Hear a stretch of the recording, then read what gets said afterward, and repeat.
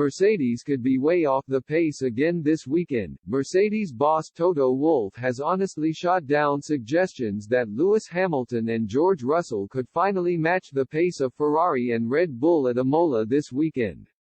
The Austrian team principal has re-insisted that whilst Mercedes are working hard to close the gap, they are unlikely to challenge for the race win in Sunday's Emilia-Romagna Grand Prix. The Silver Arrows and their competitors have landed at Imola for the first European weekend of the 2022 F1 season, and there are plenty of performance upgrades expected on the grid.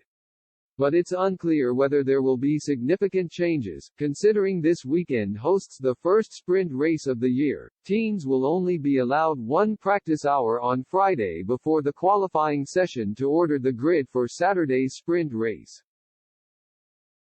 And Mercedes aren't expecting much change in their performance compared to Ferrari and Red Bull's pace in the early stages of the season. "We know we haven't got the pace of the Ferrari and Red Bull right now," Wolff explained.